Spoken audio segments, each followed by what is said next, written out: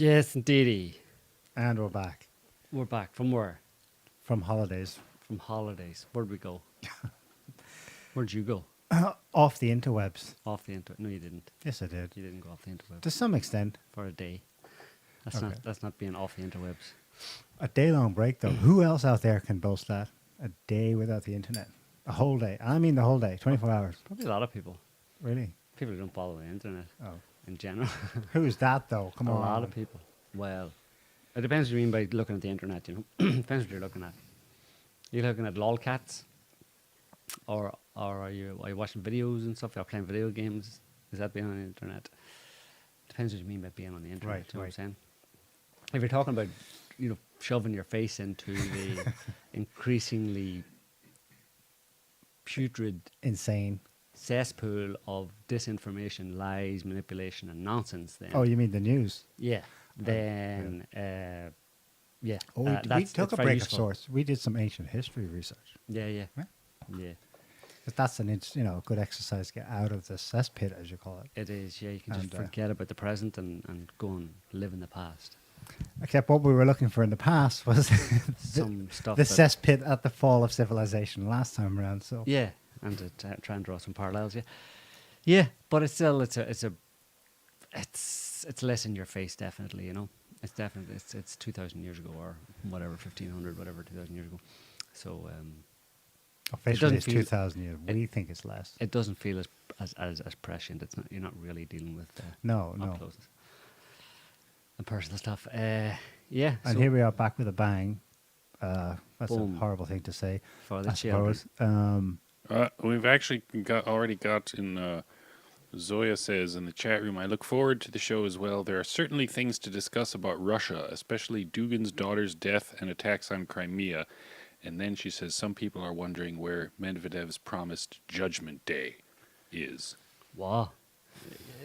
Judgment Day is as a result of sinning. It's traditionally been brought on by serious sinning, and maybe we'll talk about that a little bit.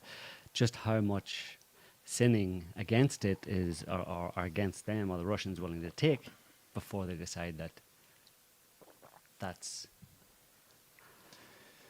a cardinal sin and must be punished. But anyway, yeah. So, do we want to start with that then? Yeah. Yeah, we Since I have to. We suggested. have to. It's breaking news from last night. The daughter of Aleksandr Dugin was killed in a car bomb on a major street in Moscow. She was alone in the car. Apparently, her father, they were both at the same event. He was speaking at the event. And then left together but in separate cars. It was his vehicle, though. Hers, apparently. Was it her own vehicle? Mhm. Apparently. I don't know. But I'm Obviously not it's sure. confu- We're not sure. I've heard different things. One where it was actually his, but she was driving it back, Right. and he went in a separate car or Right. onto a separate place. Yep. Um, Those she- details aren't available. Specific details, I suppose, aren't completely. yeah, the actual. we one. don't know yet. Don't for know sure. yet. So what was she the only target? Were they both targeted? It's hard to tell.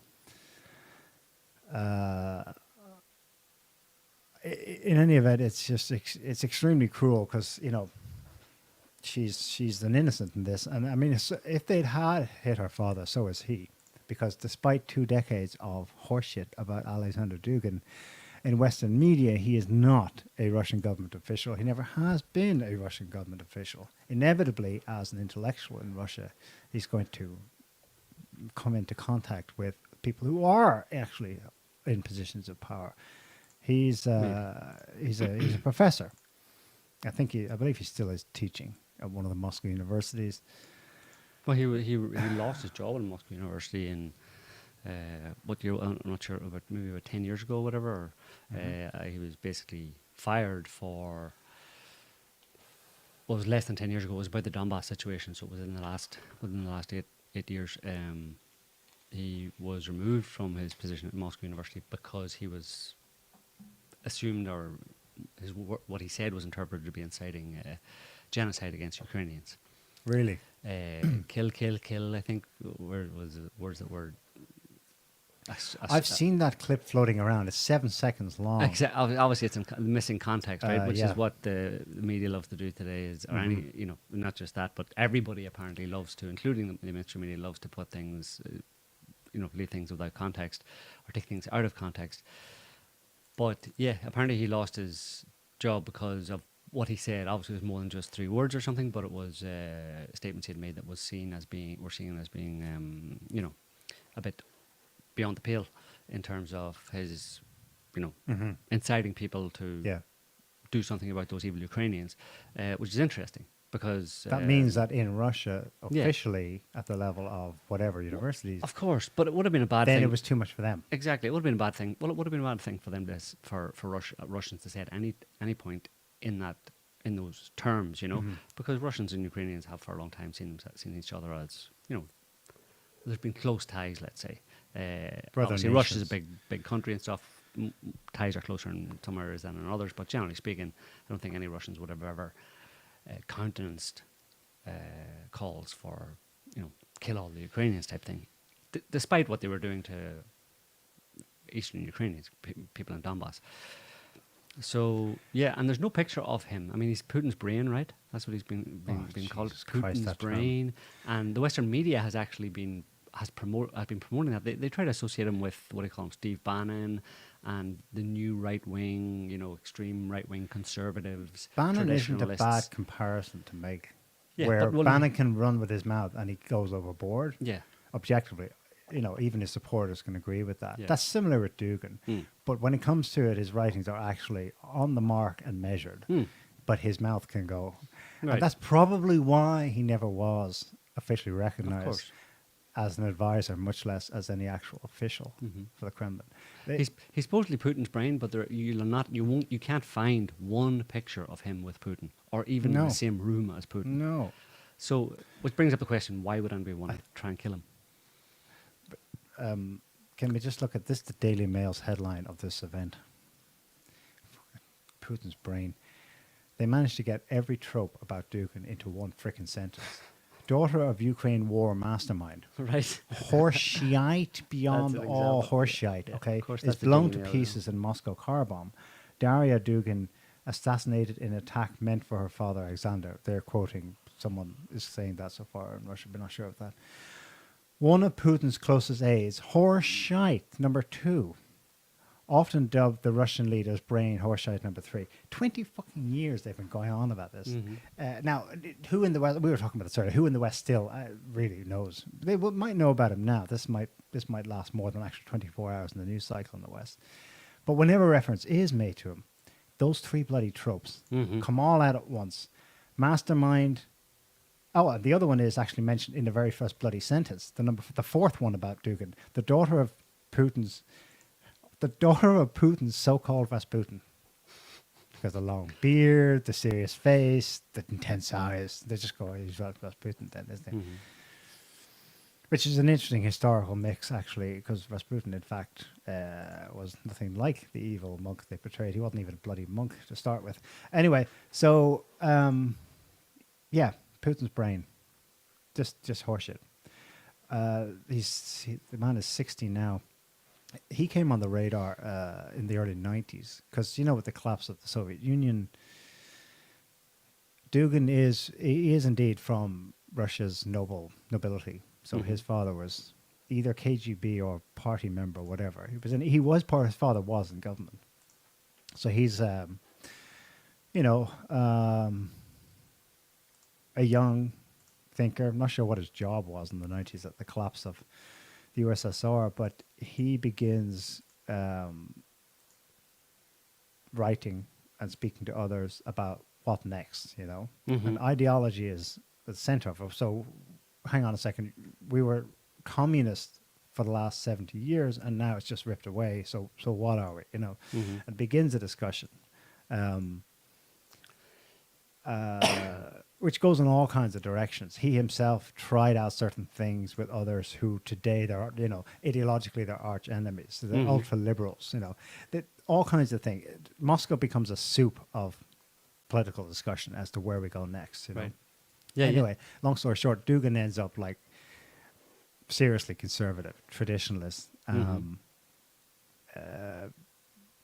not rewriting but revising much of the Sovietization of Russian history up to that point, because the Soviets rewrote a lot of stuff. They basically airbrushed a whole, and they basically tarnished the entire history of imperial, and before that, Ivan the Tsar, Ivan the Third's Russia, Ivan the Terrible, right? Actually, the translation is Ivan the Awesome, but so it's part of an intellectual reawakening in Russia. What is Russia? What is it to be Russian, etc. And he comes up with this term, neo-Eurasianism. Right. Eurasianism doesn't begin with Dugin. He himself is citing a group of thinkers who, at Russia's last crisis juncture, the Bolshevik Revolution, began what became to be loosely known as the Eurasian movement.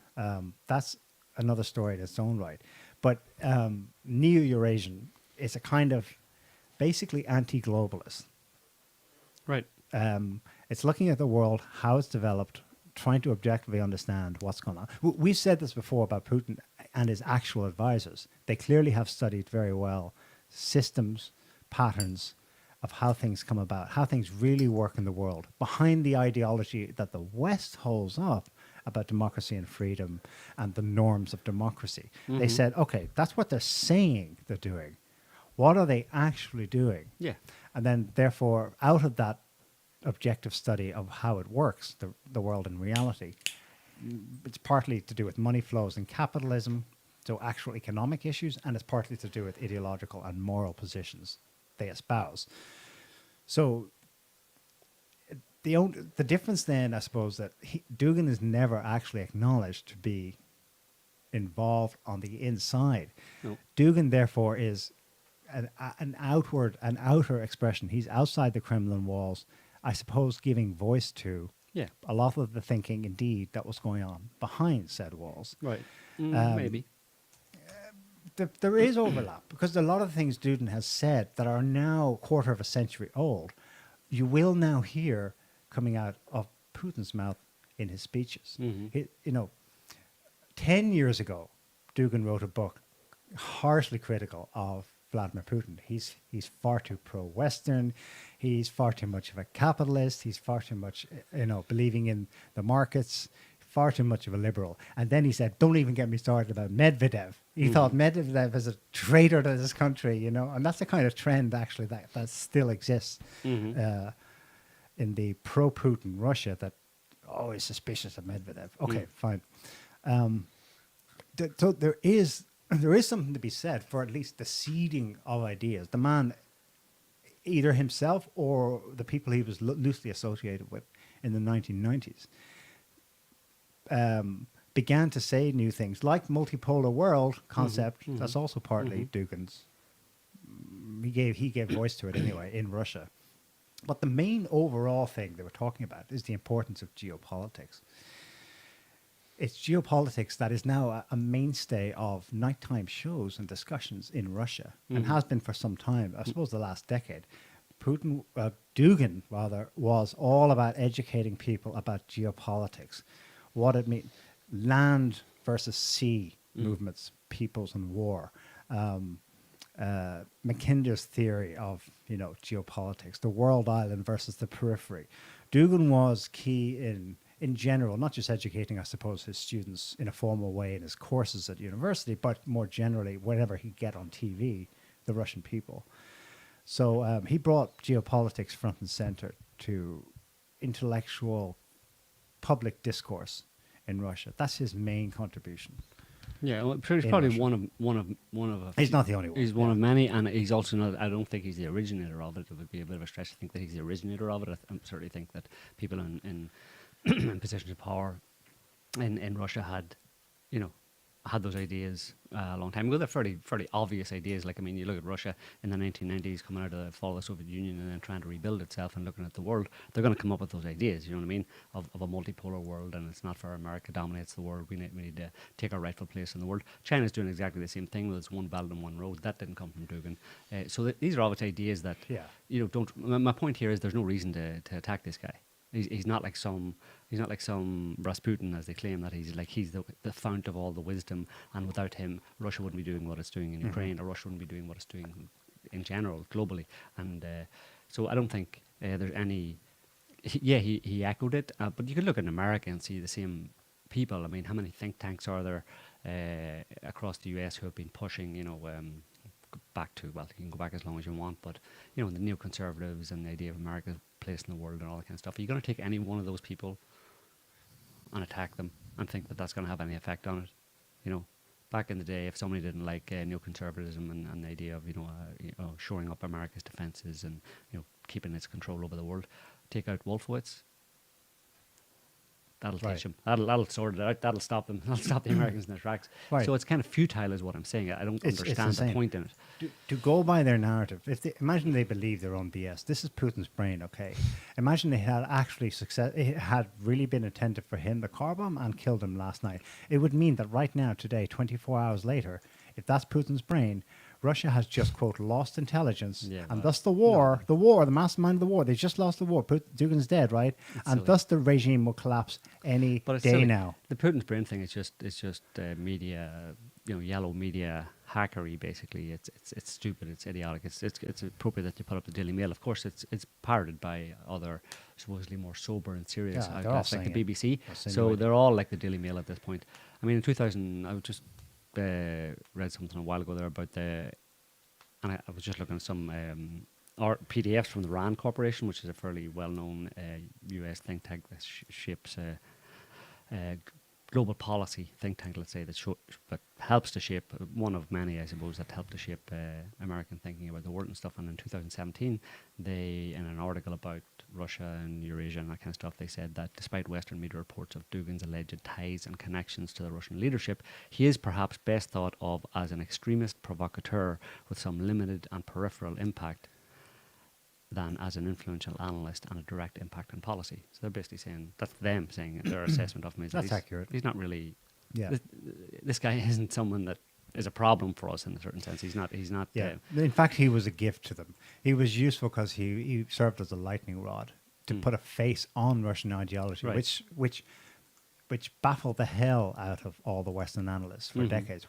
What's Putin playing at? What do they really believe? And so they came up with all kinds of things. Like after Dugin, they honed in on Surkov, Vladimir Surkov, who was actually an advisor for Putin. And Surkov did say some things publicly that they could hang their hat on. He used the term managed democracy. Aha! So Russia's only pretending to be a democracy on the outside, but actually it's all controlled from the inside. And Surkov is a mastermind, and he creates fake opposition parties, and thus they control. There may be some of that going on, for sure. But if there is, so what? It isn't going on in the West. It's exactly how managed democracy is precisely what we all live in. So he was a gift in that, like Trump was a lightning rod, because the guy had gaffes and ways of saying things that were just like, come on, man, you can't be serious, That's very unpresidential. Yeah. So Dugin was useful as well. Like when one of his provocateur stunts was when the Georgia War broke out, rather than just analyze it, or, at least be glad, because he was looking for that kind of thing. He's like, we really need to put our foot down here with our former wider Russian world territories that are trying to pick us off and break us up, blah, blah, blah. So he goes to Georgia or nearby, poses with the troops, and he's holding up a massive gun, and then he puts that, I don't know, social media or whatever he had at the time. So yeah, they liked having someone who they could say, you see, that Russian, the beard, the intense eyes. He's more of an intellectual version of Steve Bannon, basically, let's say. Again, it doesn't, the interesting point for me in this is who did it, who decided to do it. And it brings up an interesting possibility or theory is that, like Zoya just commented that, what did she say about Armageddon or Judgment Day? Judgment Day. Medvedev's Judgment Day. Medvedev's Judgment Day, which is Medvedev saying that if they cross certain lines or whatever, there's going to be serious repercussions, stuff that they've never experienced before, like the West basically. He didn't say what those lines were, so we're left to try and figure out ourselves what is meant by that. But obviously, it's not anything that's happened over the past week or two, which is something else we can mention just about the attacks in Crimea and stuff. That hasn't provoked any kind of a Judgment Day type response, right? A direct response. So that doesn't seem to be a red line for Russia. But an interesting idea maybe is that a kind of spin on that idea of the West. Obviously, we know the West are directly involved in the war in Ukraine. They're basically the facilitators of the war in Ukraine. It's a proxy war by the US primarily against Russia. They're using Ukrainian troops. They're deeply involved in terms of obviously supplying weapons and also targeting, specific. They're fighting a war against Russia in all but name, effectively. Because what's the difference? The only thing they don't have is boots on the ground, American or NATO boots on the ground, because they have Ukrainians. But for everything else, it's more or less a Western war, a NATO/American war against Ukraine. But then you do have a Ukrainian element in it, right? And what I'm wondering is this kind of event. I would say it was probably carried out by Ukrainians. And what I'm wondering is if the Ukrainians have some element within the Ukrainian state, maybe working with the Americans or maybe not, but they have an agenda to try and provoke, to try and create the conditions or create a situation where America is seen to cross one of Russia's red lines. That the Ukrainians actually at this point, to the extent that they have some independence or sovereignty left, let's say, which isn't a lot, but to the extent that they have a bit of it left, that their goal or their plan is to widen this war and to do what they can secretly, in a certain sense, or independently of their American masters or their NATO masters, and to try and carry out attacks that will, they hope, provoke Russia to engage directly with NATO forces, possibly inside or outside, whatever, we don't know the details, but outside of Russia. Because at this point, I can imagine that those crazy people, Zelensky and the people around him, behind him, but basically Ukrainians, not even at this point, but maybe all along, they would have liked. I mean, they've been clamoring all the time, more weapons, more, give us more support. It would be a bit of a no-brainer for them to think, shouldn't we try and really get Russia and NATO directly in contact with each other? Because that would help us. That would help us The to be wiped off the map. No, because we're talking about turning the focus away from inside Ukraine and onto NATO forces outside of Ukraine. Okay. Expanded. It would draw away Russian firepower against us. Yeah, at this point, they've nothing to lose. They may think that they've got nothing to lose because despite all the media rhetoric and all the bullshit headlines and the copium that's being spread around Western media for the past 6 months since this thing started, Russia obviously is progressing according to plan. And I think the Ukrainians know that. Certainly, they may have had some doubts at the beginning that it could be stopped in some way, but I think at this point they realize that there's no stopping it. It's going to go where Russia wants it to go, which is probably the annexation of a large part of Ukraine, leaving Ukrainian rump state. That just is, it's the end of Ukraine, basically. So at that point, the people, like I said, who have some influence and control or power in Ukraine still may be thinking, listen, we need to expand this. The only way we can defeat Russia is to get Russia and NATO directly involved with each other. That's a crazy idea, obviously, but these are crazy people. Yeah. And so hot war between them, and it risks. They don't care about MAD, whatever. Yeah, I don't think that would happen, but I think it would just be an escalation of the war, and it's obviously, like Zoya said, Medvedev referenced it. It's been referenced by others in the Russian government before. Listen, this you better not push this too far. America and NATO better not push this too far, because we will take action against any aggression above and beyond a certain line, a certain limit that we don't know what it is yet. But I would imagine totally that it's possible anyway that the Ukrainians would say, listen, Russia needs to be firing missiles at Poland, at NATO training centers or NATO centers in Poland, in the Baltic states, wherever, because that gets them with more. That puts skin in the game, real skin in the game for them. Of course, America has skin in the game. That's why they started this whole thing. Mm-hmm. But really, public opinion type thing. Russia attacks America. Russia attacks NATO. all over the newspapers. There would be glee in Kiev in certain circles. Mm-hmm. What's funny is they say that there's stuff going around that people pulled up from 2005. Guess who was once considered himself a Eurasianist? Arestovich. He shared a platform at a conference with Dugin in 2005. Oh, yeah? Oh, yeah.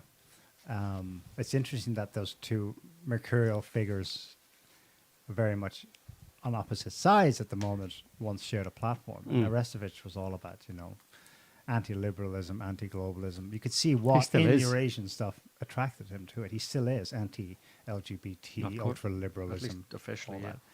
So, yeah, there's definitely enough mercurial elements in Ukraine to go there. Yeah, there's those people like Arestovich in Ukraine for a long time have thought of Ukraine as like a powerhouse. It's a big country, a lot of resources, and in Eurasia it would play a big role.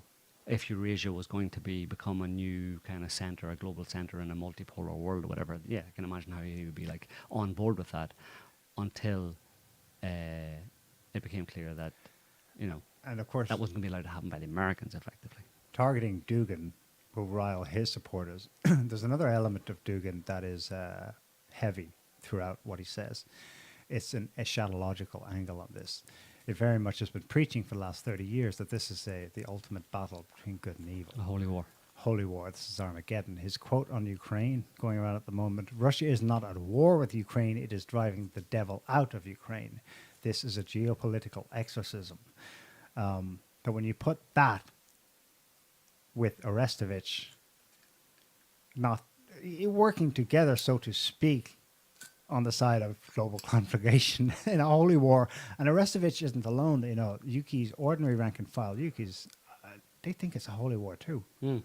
They're as convinced as your Orthodox Russians on the other side that they're on the side of right, and Moscow being destroyed in a nuclear blast is where this has to go. That's where they're determined to go, and they're prepared to sacrifice themselves. A lot of them, they have this kind of jihadi ISIS element to them. They don't mind going off in suicide bombs.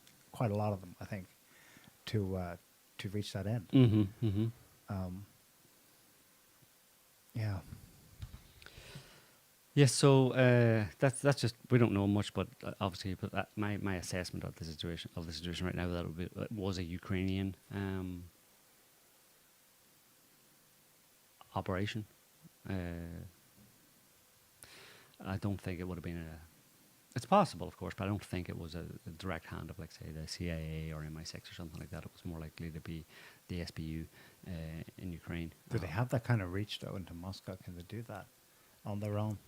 So, I mean, once you get into that, you start talking about sleeper cells, and people have been there. Like, you can talk about that when we talk about Crimea. That's one of the attacks in Crimea over the past couple of weeks have been. You'd almost have to assume that there are some kind of sleeper cells, not there since the last 6 months, but that have been able to infiltrate into the country, and carry out those kind of attacks. On that topic, look at this from. I think it's a British paper. Can't remember. This is published last week. New York Times. Behind enemy lines, Ukrainians tell Russians you are never safe. Clandestine resistance cells are spotting targets, sabotaging rail lines, and killing those deemed collaborators as they seek to terrorize Russian forces. Scroll down a bit. I think this specifically is operations in Russian-occupied Ukraine. Yeah. That's bigging up. So Western media is aware of it.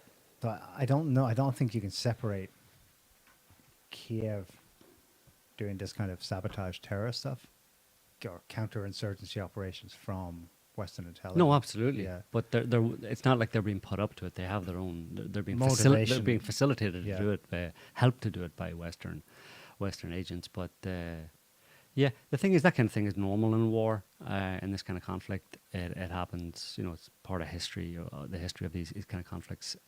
But it goes away. It's part of the ongoing war, and it happens while the war is still supposedly, in play in a certain sense. But once the war is won, there's a decisive victory type thing that all obviously just disappears. It's not. It isn't usually something that continues on for a long time. You know, it can't really because there's no support for it anymore. There's no motivation. It's done. You know, so we'll have to see. But it could be that.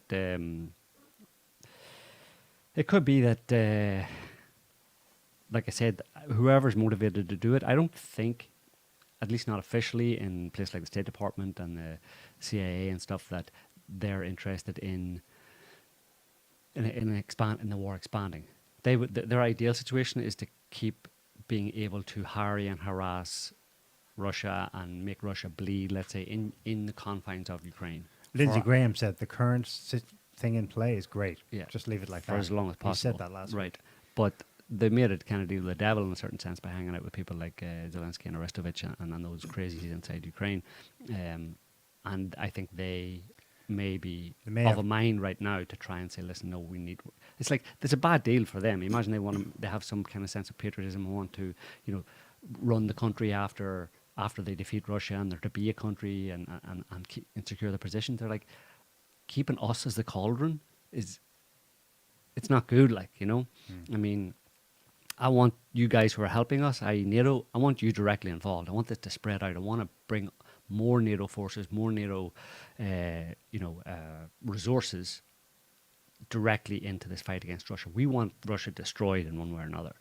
And the only way that's going to happen is if we get Russia and NATO directly, direct contact between those two forces. Right. How can we do that? Well, let's sit down and think about it. The US thinks it can control them, but they may have caught a tiger by the tail. Yeah. The only thing a psychopath respects is a bigger, nastier, more cunning psychopath. Now, obviously, on the face of it, that's the USA. It's a bigger country by far. It's got the experience of all this. But in Ukraine, like, there are some seriously crazy people. Exactly. And the people directing the conflict on behalf of America, the Americans directly involved in facilitating and directing the Ukrainian forces and giving them weapons and all that kind of stuff against Russia, they're doing it. That's on the level. Like, there's nothing secret about that. I mean, the Russians have said it. It's been in the Western press that this is what actually they're happening. They're actually gloating about it in a certain sense that Western, British and American, French, whatever forces are directly helping Ukrainians, obviously with weapons, but also for targeting, and they're doing the targeting. Yeah. They're giving all the intelligence for where to hit the Russians here, there, and then they're even kind of punching in the coordinates, let's say, making sure they know how to do it. Because the Ukrainians, you know, they're using NATO weaponry here, and the Ukrainians aren't very familiar with NATO weaponry and NATO infrastructure. So it definitely is. They're directly involved in it, and the Western media has been open about that. Yeah. In recent weeks, so that's all on the level type thing, you know. That's not underground stuff. But there could be underground stuff. Would be stuff, like I said, carried, and because that's official policy, right? The official policy, like you just said, Lindsey Graham says, let's just keep it this way. But unofficial policy, as far as the Americans are concerned, I don't think there is any. It's just that official policy. It's bad enough. It's nefarious enough, and they've been able to bring the Western media and Western people, to a large extent, on board with that idea of let's get even Russia. Let's do whatever we need to do to get even Russia. This is all, you know, above board. But so anything illicit or underground would be coming from the Ukrainians because there isn't another agenda on the part of the West, the Americans, NATO. There isn't another agenda to spread it outside of Russia. The only place that agenda would come from would be amongst the Ukrainians, the crazies in Ukraine. Until now, I've assumed that anything Ukraine does has US backing, but that's true. That's true. But I'm thinking, like, now at this point, they're starting to get to the point where, listen, this is looking like, despite all the rhetoric in the media, this is looking like the defeat of Ukraine. This isn't going the way we want it to go, and the Americans don't really care. You know, sure, they'd like to give Russia a defeat in this respect, but even if Russia kind of wins, they know they'll be able to spin it, and they've made shitloads of money already. They'll continue to make money, and they'll get half of Ukraine or something like that. Or, you know what I mean? It's a win-win. The Americans just walk away. They're not at the point where they're all in to kind of defeat Russia. They're just trying to make Russia suffer as much as possible. And when they can't make it suffer anymore because Russia has effectively achieved its objectives, they just go, well, whatever. that was all Russia's fault. See, with Russia, they're just nuts, whatever, and they walk away, and then walk away with their pockets full of money, basically, and happy. Ukrainians, not so much. Any Ukrainians that are left with some kind of sense of, patria and personal interest, This just repeats what you just said, but I think we should show it. It's this is the official U.S. position stated this week. I think anonymously, but the claim is it was reported by Politico. I think it's from the White House or whoever. This is RT, but you can go to Politico. It's the official Washington policy right now includes Crimea as a legitimate target, because in their boasting about all the help and the weapons targeting, the actual intelligence help they're giving Ukrainians, they say, "Oh no, it's only strictly within Crimean Ukrainian borders," but they are including Kiev in that. They're including Crimea in that. So is that holy shit, that's not the red line for Russia. 'Cause there's overlap there. There's a grey area, and the Russians have said that explicitly, that any direct attack on Crimea would be a problem. And I think reading between the lines on that, what the Russians mean by that is any attack on Crimea that is significant enough that it would actually succeed will be a red line. Where the Americans go all in. the third paragraph there, we don't select targets, of course, bullshit. And everything we provided is for self-defense purposes. Right. Any target they choose to pursue, the Ukrainians, on sovereign Ukrainian soil is by definition self-defense. So that's what they're going with officially. And that includes, next sentence, Crimea is Ukraine. That's what troubles me, at least in the immediate, because it is, if Russia's red line is Crimea, well, there have been a lot of incidents, just in the on Friday alone, I think. Russian air defense systems launched near the Crimean Bridge on the Kerch side, so the mainland Russian side. Apparently a drone was incoming at the Crimean Bridge. A civilian airport, not the military one was targeted last week. A civilian airport in Crimea had a drone attack. An arms depot was obliterated in northern Crimea. And then, of course, there's the one that did get more attention, the military site, the airport next to Sebastopol, which was about 10 days ago now at this point. Where the planes were destroyed. Where the planes were destroyed. And in that case, like, there was no evidence that any missile had been incoming. No. That really did look like someone walked to individual planes, attached IEDs and blew them up. So, yeah, that's your sabotage. That's your counterinsurgency type stuff. But it's in Crimea. Right. There's going to be overlap there. It's one thing if it's within the Russian occupied. And so that's the question: where do the Ukrainians, the Russians, keep getting the mix? Say, Draw the line. okay, hang on a second. Crimea is Russian. Referendum, right? Because they can constantly poke Crimea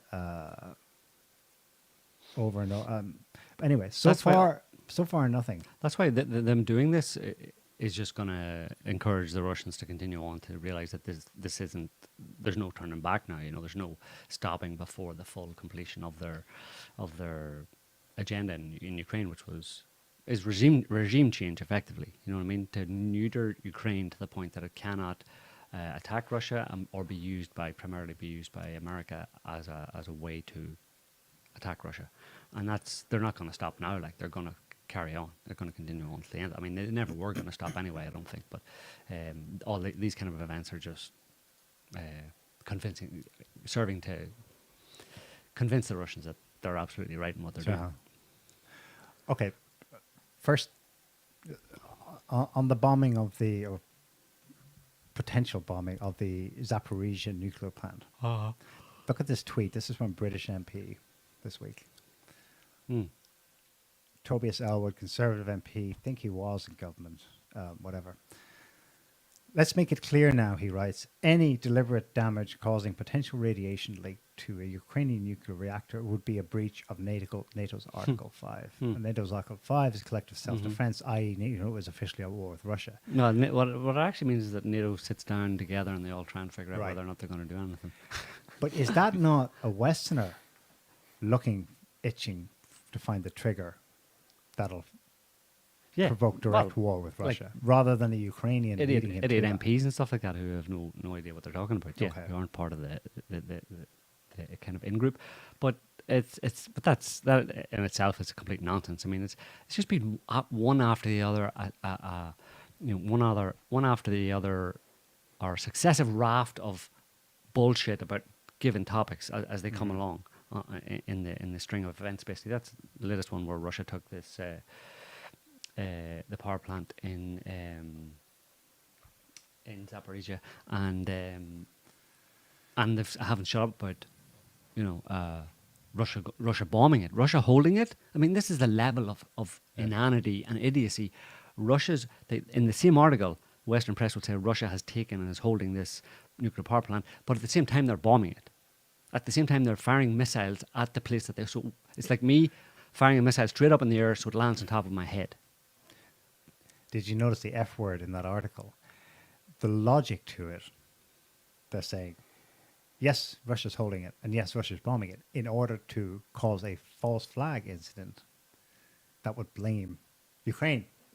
Blame Ukraine, and they've modelled the likely spread of the radioactive cloud that would come out of it, and most of it goes over Belarus. Right. Or half, as much over Belarus as over Ukraine. Belarus being Russia's ally. So Russia's going to poison the people of Belarus by causing a nuclear meltdown in this nuclear power plant. I mean, we're just so deep into ideological bullshit where truth is nowhere to be found, and it's just make up whatever shit makes you feel good.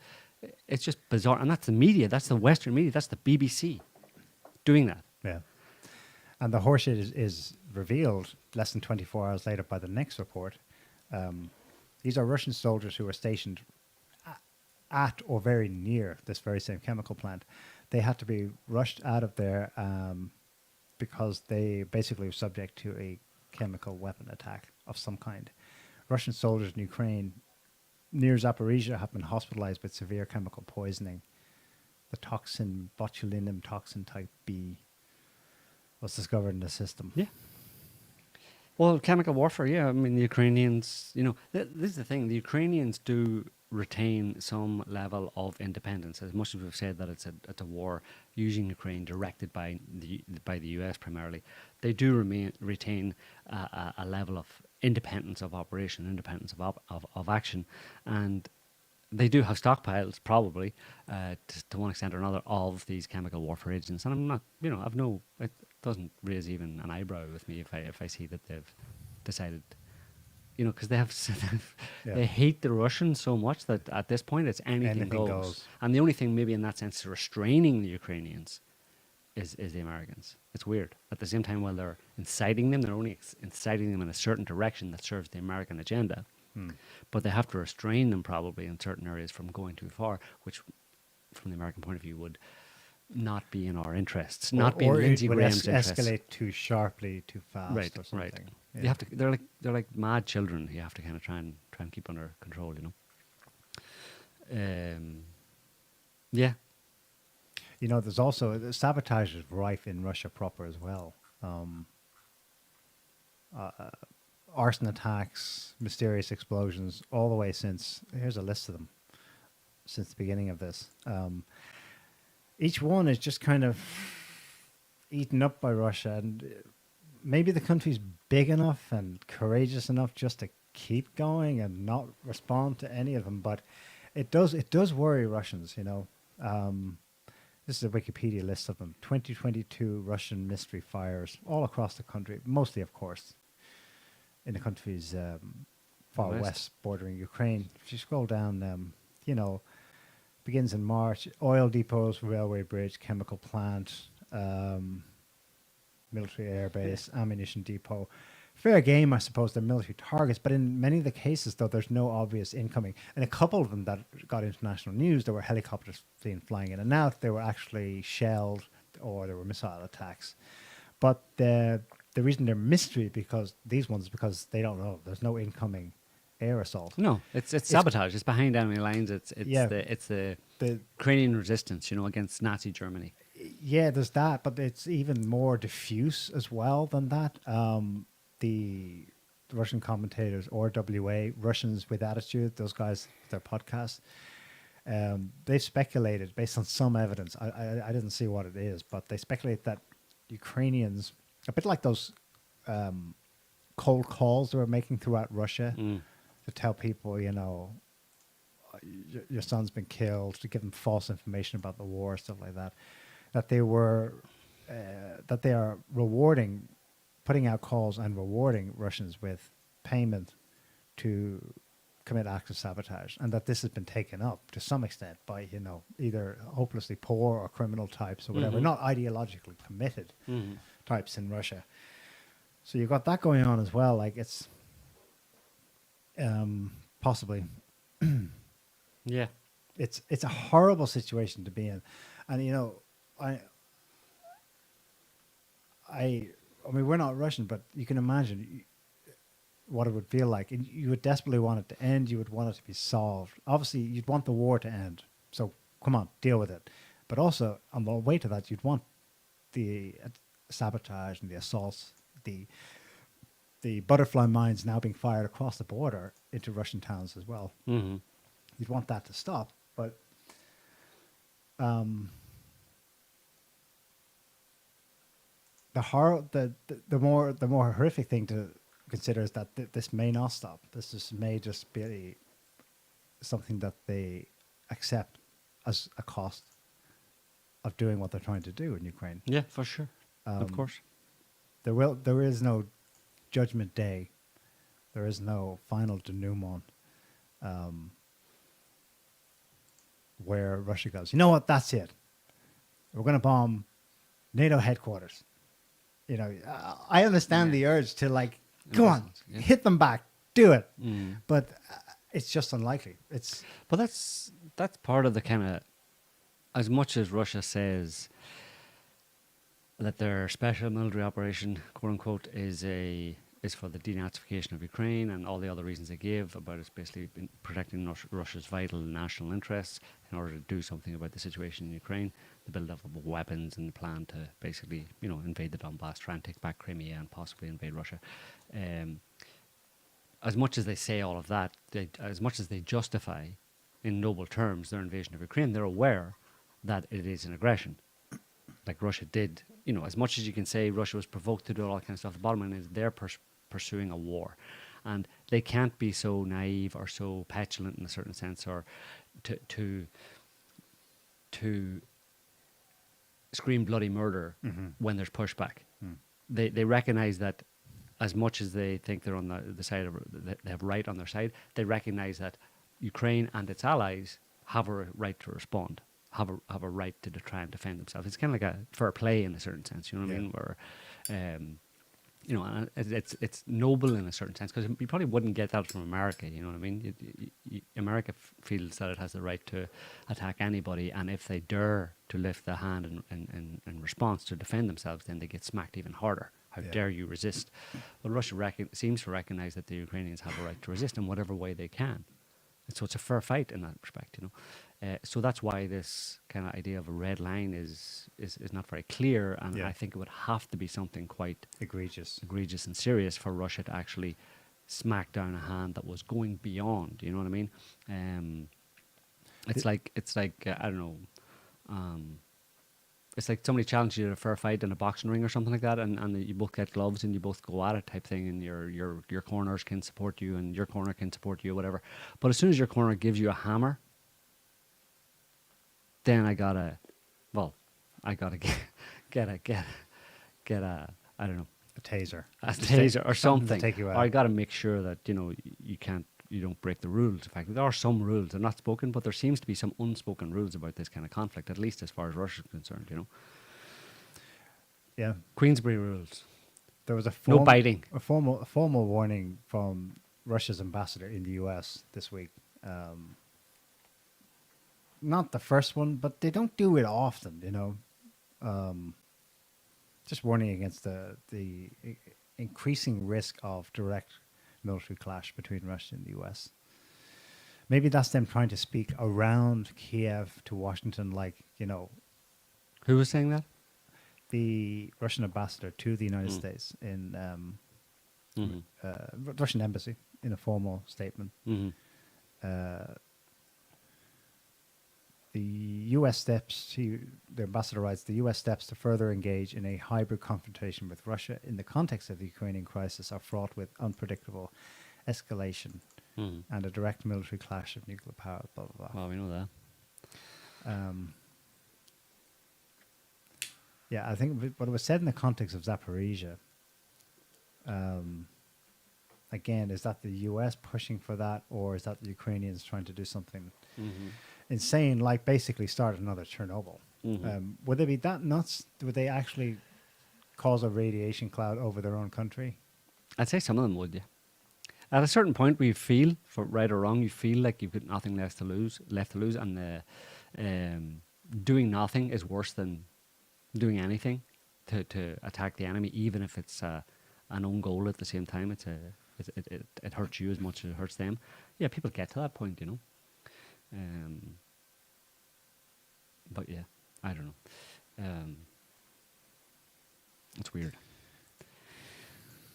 So we'll just have to wait and see where things go, if they go anywhere at all.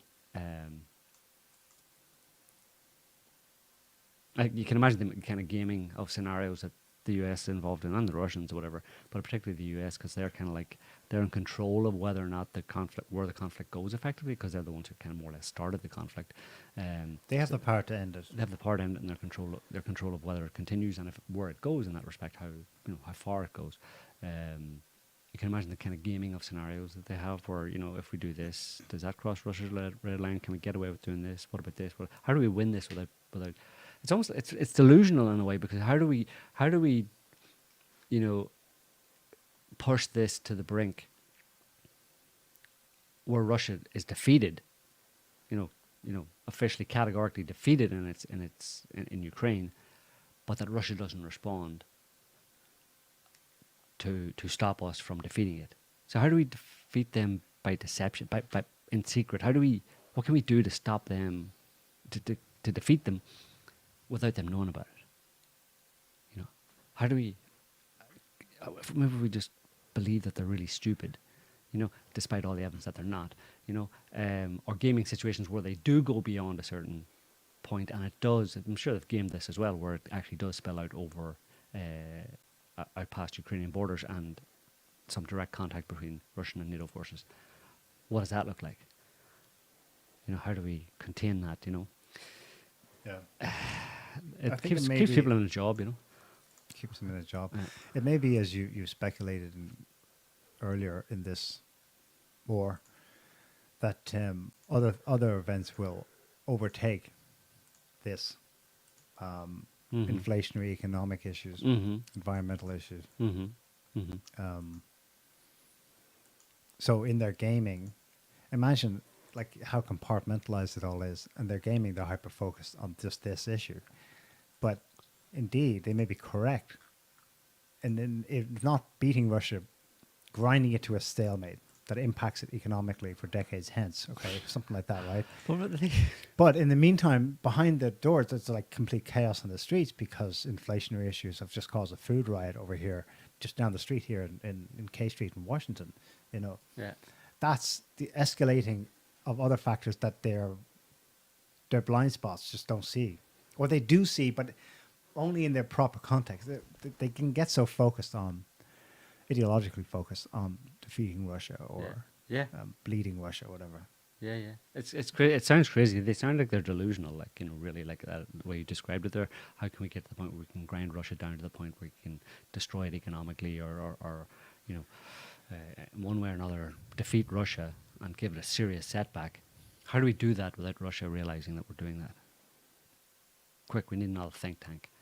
And like, while Russia's like staring at them, they may as well be across the table like you and I are, and you're plotting to kind of take me down, and I'm like, dude, I can see what you're doing. And you're like, shh, don't tell Russia. Like, you know what I mean? Like, I don't think they hope to convince Russia that they've lost. I think they hope to convince everyone else. No, not well. That's the Russia's economic lost. aspect, but in terms of the military aspect or the overall defeat, let's say, in one way or another of Russia in Ukraine, that's what they've said they want to do. They want to bleed Russia dry, bleed it to the point where and they want to deliver it. It cannot have a victory. It has to have a defeat in Ukraine, right? They've said that publicly, you know, and then they start going about planning or coming up with ideas about how to achieve that, right? After they've said it publicly, and then the things they do, Russia has ways and means to know what they're doing. So again, it's like Russia's sitting there watching them. It's like me sitting there watching you, and you thinking that you're doing stuff that's going to take me down or something, but you're doing it right in front of my face. I'm like, dude, I can see it. you know I can see that you're doing. You know that I'm actually here and watching you, right? And you're like, shh, shut up. No, you can't see me. I'm gonna. It's fucking nuts, like, It's juvenile, isn't it? This is just. I mean, it's all in French, basically. Just throw it there, Scotty. But it's recent. I think it's the Minister of something or other. I don't think it's Minister of French. French anyway, and it's in French. But we speak French, so we know what he's saying. And basically, he says, he admits right in the middle of it that we have been run. He talks about France having given $100 million worth of weapons to Ukraine so far over the past 6 months, and that France has been one of the preeminent suppliers of military weapons to Ukraine since 2014. And of course, you can expand that out. A lot of other European or NATO member states were doing exactly the same thing, and more so than France, especially the US, have been directly involved in this since 2014. And that's what we've been talking about, just so people know we're not spitballing here. I mean, this was provoked by these countries. They armed, trained, funded the Ukrainian military for some kind of a war with Russia / the people of Donbass and Crimea, which is Russia, especially Crimea. They were planning to facilitate the Ukrainian military to take back Crimea and Donbass. And Russia obviously wasn't going to allow that to happen. That was going to be a conflict between Ukraine and Russia. They knew it in 2014, and they went ahead with facilitating it instead. I have a better video. You could play that, but you just summarize what he said. That's what he said, yes. So play this instead. We've seen it before, but I've forgotten it. This is the visit of John McCain and Lindsey Graham in 2014 to Ukrainian soldiers. 2014, right? Have a listen. I admire the fact that you will fight for your homeland. 2016. Your fight is our fight. 2017 will be the year of offense. 2017. All of us will go back to Washington and we will push the case against Russia.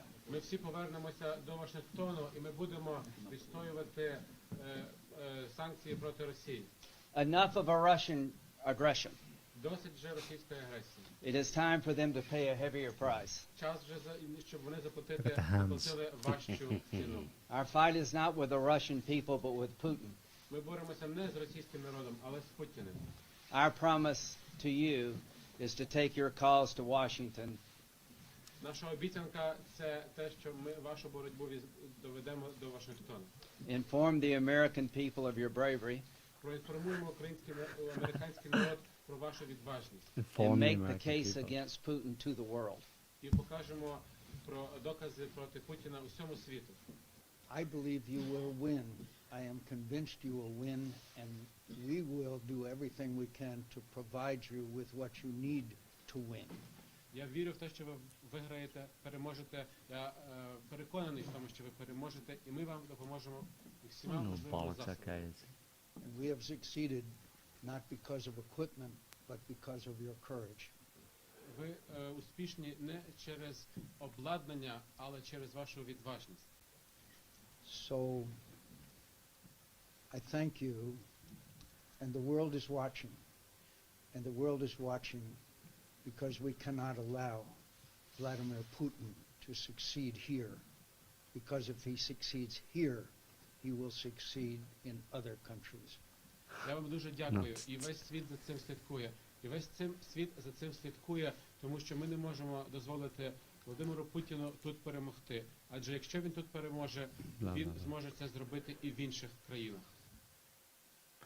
Of course, that Aleksandr will be dead before anything happens. He won't be around to see any of it. Get to live to see it. No.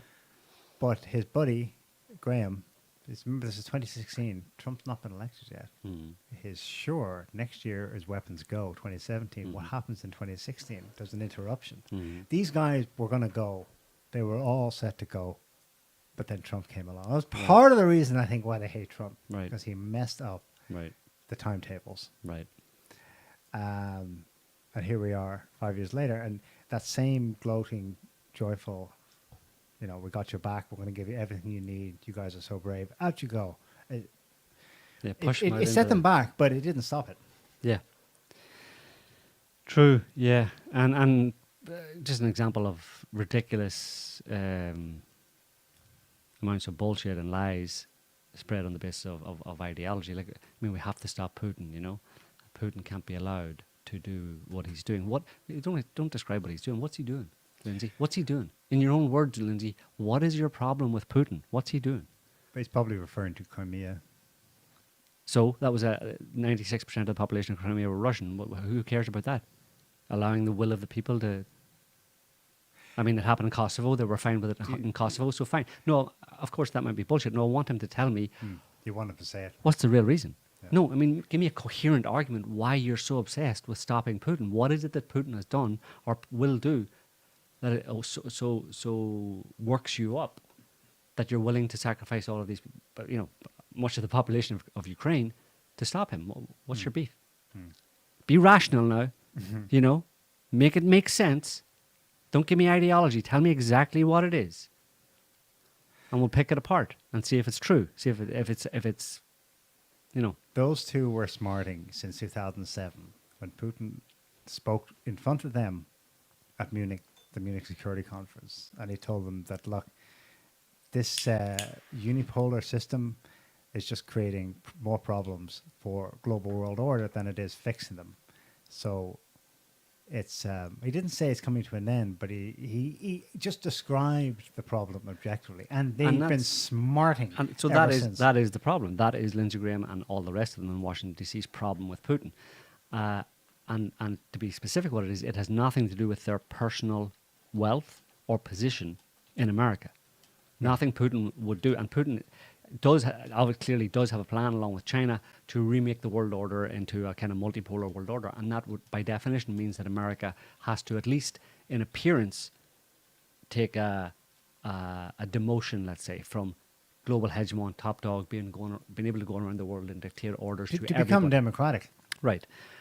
And that's what pisses those people off. Oh, yeah. So it's not personal to them, except in the sense that it is personal because it's personally important to them that they live in a country and are politicians, high-level politicians in a country that everybody recognizes as the bestest ever country that ever Yeah. was, and everybody else bows down and kisses their toes. So it's purely Because anything less is to cast judgment on them, Right. in a negative Right. sense, and they cannot have their historical legacy of being right. that they were judged poorly. So it's not tangible, is what I'm saying. People tend to think No, that these people it's have ideological. tangible interests. No. It's not tangible at all. Nothing Putin would ever do if he, say, Putin and the Chinese were, Russia and the Chinese were able to remake the world order the way they want to into a more multipolar world. America would still play an important role because of its population and all that kind of stuff, and its position up to now. Yeah. But So dominate the northern hemisphere, right. Well, part of it anyway. right, but for them that's worst case scenario. I know it's It's horrible. existential. Horrible for them. It's crazy. And on the basis of that bizarre ideology, they're doing what they're doing in Ukraine right now. Psychos, nut jobs, yeah. freaks. There's a lot to it, though. Remember, Putin has only latterly begun to articulate. In large part, I imagine, because he himself, and as an individual, his perspective has changed. But it's only in the more recent years that he's articulated an awful lot of other things that he feels about. Namely, for example, the social issues going on in the West and Russian intransigence against embracing LGBT plus ideology and stuff. And the two are linked tenuously in an abstract way that only Western anti-Putin ideologues themselves can. They do a piss poor job of articulating it, but they sense it.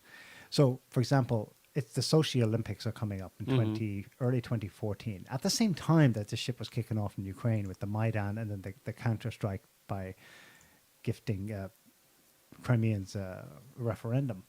Just on the eve of that, there was a barrage of propaganda in Western media that Putin hates gays. Right.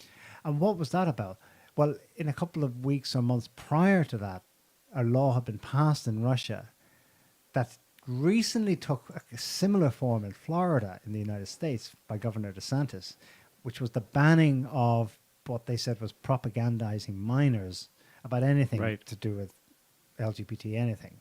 All it was just, you all have the freedom, it's enshrined in our constitution in Russia, definitely, but you must be of age to go Right. there. Right. We're not putting it in the schools or other public places. I'm Mhm. not sure how widespread the ban was.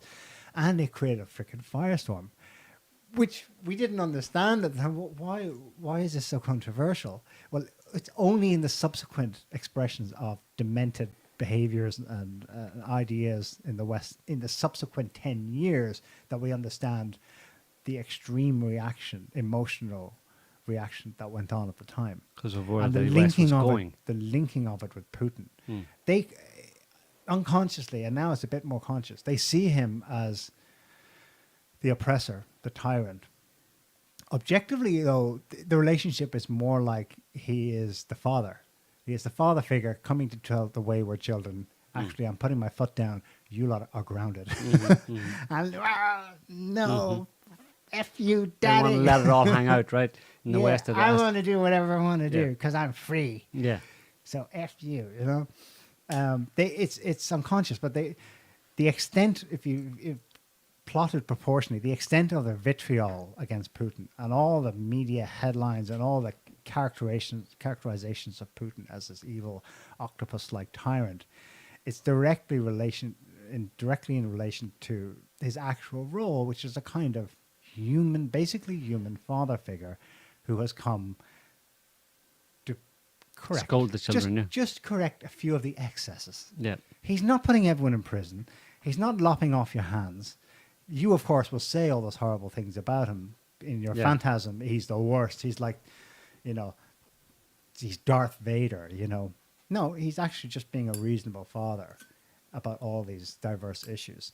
And so they're all of a mix. All these things come together. It isn't just American hegemony. It's my individual liberty to be a deviant. Mm-hmm. To be deviant. And, well, beyond that, because that is allowed, to some extent, everywhere, beyond that, to force it on everyone else's children. And for you to bring your kids here and have your kids watch my bits dangling in front of them. And you will enjoy it and embrace it and help me to push it. Or you're a racist homophobe Right. who kisses Vladimir Putin's backside. yeah. You're with Putin if you're not with me. Yeah. If you're It's not- all of a piece. Yeah. Yeah, but Neil, look at the Telegraph. This is from a few days ago. Does that not convince you? Eh? Russian soldier performs brain test on military student. The officer was seen wiring up the apprentice at this technical forum near Moscow. You scroll down and see the picture. Is that not scary though? And there's a little write up about it below as well. The Telegraph made this into an article. It's by our foreign staff. This would usually be just like one of this, like a slideshow, if you know what I mean. That some websites do, some news websites do of events around the world. Just here's a little snapshot of what's been going on around the world. And obviously they call it a brain test, but I mean they're using that term on purpose because obviously it's an EEG, right? Fairly standard thing.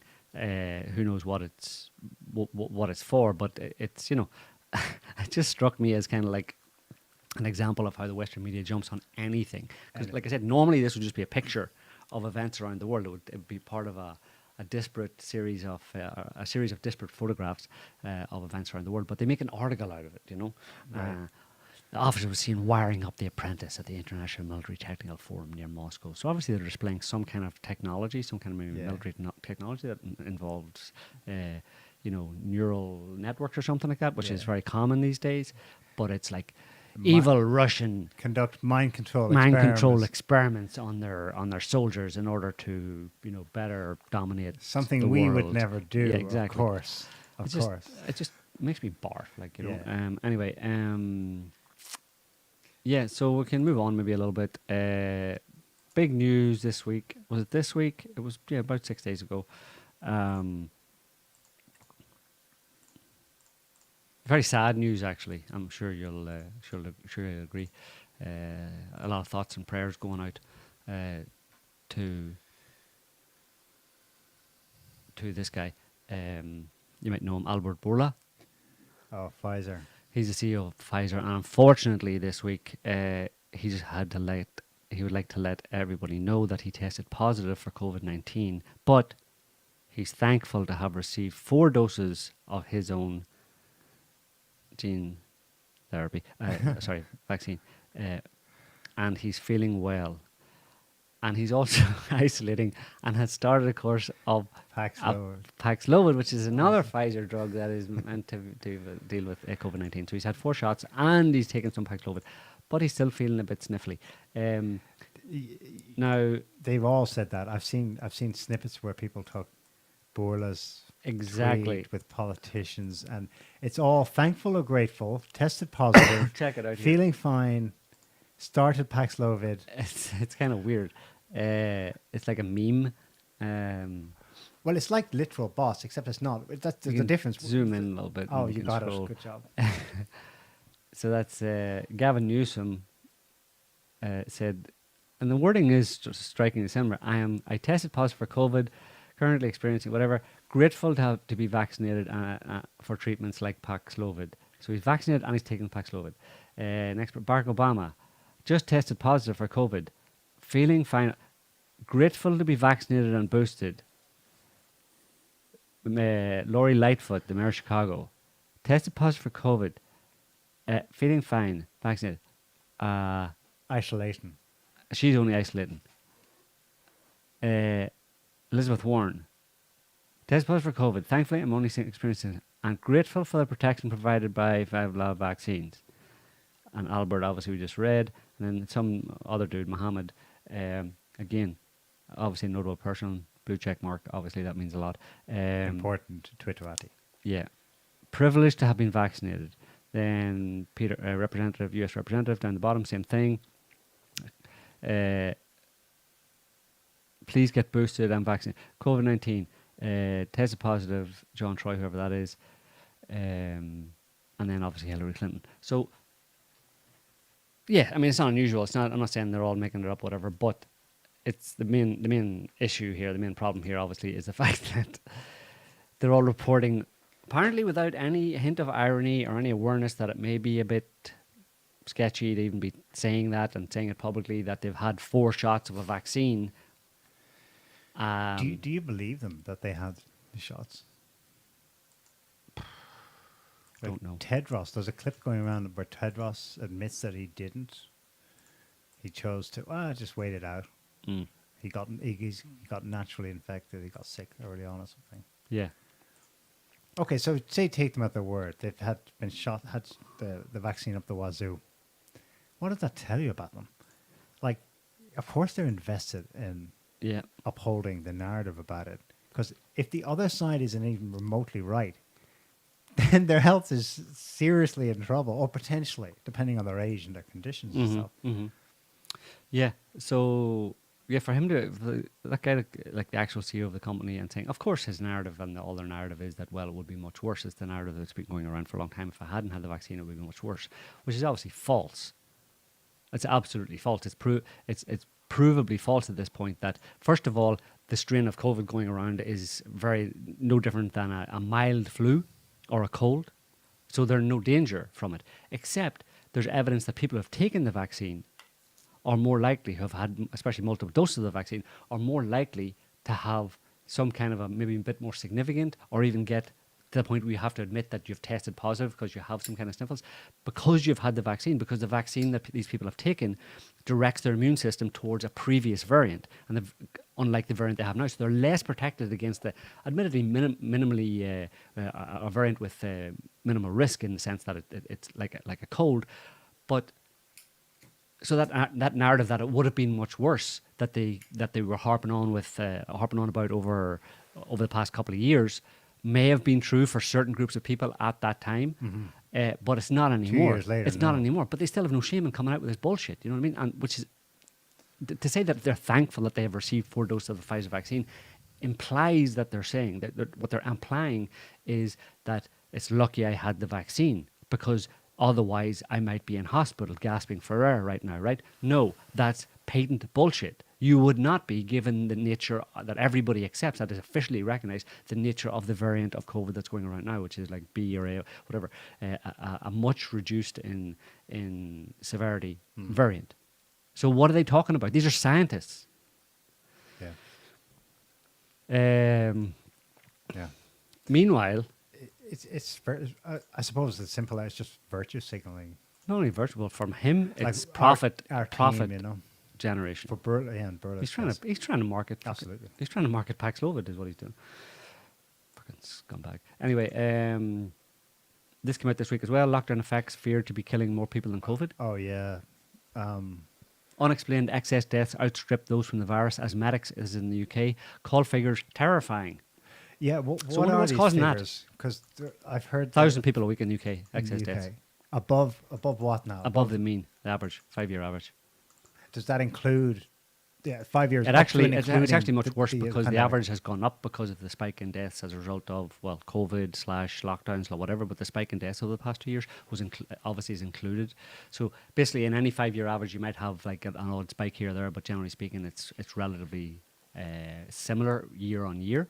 So you have a good kind of normal average of 5 years, but over the past 2 years, the 5-year average going back from today includes, 2020 and 2021 when you had a spike in death. So the average is actually higher than it really should be. So it's not exactly, you really should in a certain sense. If you want to know, if you want to see what the actual excess deaths are over a 5-year average, you should take out the last 2 years. You should take out 2020 and 2021 and do you know what I mean? Yes, to remove, yeah. Or you should reduce the numbers, take those numbers out. You should adjust the numbers so that you don't include that spike, because that increases the average up too Right. high. But even so, even with that, they are doing that. It's 1,000 people per week. So that's, if it continues all year, it's 50,000 people extra per year who are dying unusually.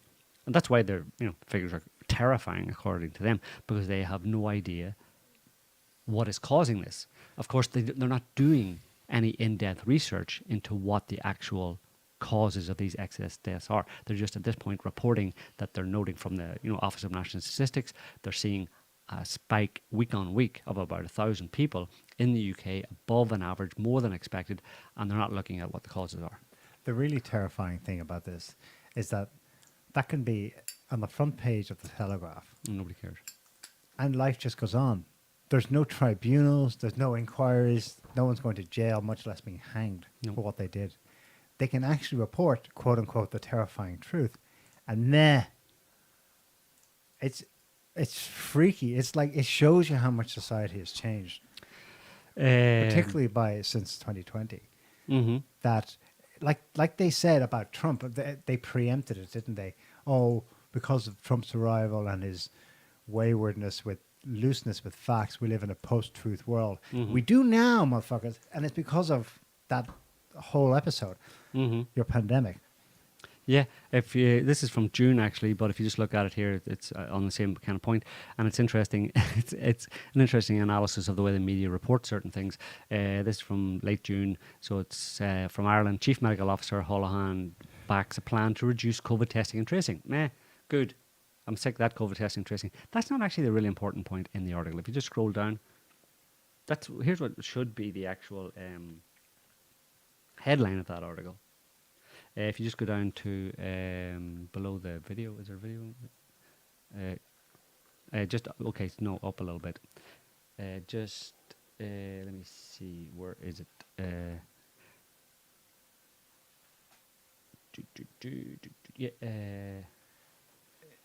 Is this about the distinction of those? It begins his weekly report. Maybe it's up a little bit. Yeah, it's up a little bit probably. His weekly report. So to remind people that this Holohan guy was like, yeah, the COVID czar for Ireland. Right. He was Ireland's Fauci. Pushing it on everybody. Yeah. Pushing everything on everybody. So his weekly report, this is what the only really publicly useful for the public information in the article is his weekly report compiled last Friday said of those in hospital of all ages directly due to COVID at that point, 46% had received a booster vaccination, 19% had received primary vaccination, 35% had not completed their primary course, i.e. they only had one vaccination. So basically what he was saying there, and obviously they don't interpret that, but because there's no mention of unvaccinated people here at all. It's in referring to the number of people of all ages in hospital directly due to COVID were all vaccinated one way or another. All. Yeah. But then Ireland had a vaccination rate that was like insane. It was 90+%, wasn't it? But like a lot of other Like countries. most Western countries. And just carrying on that same point, did you want to say something? Are you moving on to something else? No. I have something on Ireland as Yeah, well. hang on. I'll just Okay. throw this up. So that was from June 22nd. This one is this is just a screenshot of the Irish Times because I don't think it may not have appeared online. I have it. You Irish have it Times. online. Okay, so it's from August 17th, so 5 days ago. That article highlighted the real news. The Right. Irish Times one didn't, though. Right. So COVID reported as Oh, a no, single it is cause of 183 deaths. What they mean by that is that almost all of those who died from COVID-19 had other medical conditions on their death certificates, according to a new analysis by the Central Statistics Office. COVID-19 was reported as a single cause of 183 deaths during the pandemic, whereas 5,201, i.e. all of the other deaths, i.e. 97%, were certified as having had COVID, or that were certified as having had COVID, had at least one other medical condition. And by medical condition, they mean severe underlying condition or comorbidity. And by at least, they mean most of them had more than one. So again, this is new, and these are things that we were saying at the time 2 years ago, And getting banned for. and getting banned for saying it. And now a new study says it, and it's shocking the number of things that we were able to say, we and others were able to say, and got banned for and told that we're a bunch of crazy anti-vaxxer conspiracy theorists. When now the official government statistics offices and official government health ministries are saying precisely those things. They're validating what we were saying 2 years ago. The other thing is... So the Black Death, in quotes, of our time killed 183 people in Ireland, necessitating the world's longest lockdown in that country. Right. And in crazy rules where you weren't allowed to like go within 3 kilometers of your home for anything for longer periods than that. On that, so and just to make the point, this was something that, and it wasn't just us, obviously, there were some official sources coming out with similar data at the time, and this is something I posted when it was an actual, a fresh news report from the Italian mainstream newspaper Il Tempo. Is there a date on it? There is a date on it, isn't there? 21st October 2021. No. Yeah. Is that the date? Yeah. 21 October 21. So yeah, so this is about a year ago. Posted at the time. The title basically says, "Died of everything, not of COVID." And the point is that about 66% of, at that point, 60% of the cases of COVID deaths, allegedly COVID deaths in Italy, 66% had been concluded by a health institute, basically a government, more or less government-run health institute in Italy, said that 66% of the cases of death by COVID were not actually killed by COVID. There were people with 2, 3, and 4 serious comorbidities and over the age of 80 years old. And this article and reporting in this article was roundly condemned at the time. Shut up, you evil people are dying. Just shut up, whatever. No, obviously no counter to it, but just shut up. But that basically is what the Irish Times is saying there. And the same is true. You'll find the same is true in pretty much every other country, and at least in the Western world. Yeah. Here's the thing, though. One more thing. We're hand-wringing about it, right? The British government themselves said at the time that we know our lockdown is going to kill 250,000 people. Look at this one. This is from Telegraph in 2020. After the first lockdown, the British government commissioned a study to estimate how many people they were going to kill just on the first lockdown. Lockdown may cost 200,000 lives, government report shows. More than two. And they actually revised it. I'm afraid I couldn't find it in time for the show. They revised the study later up to 500,000.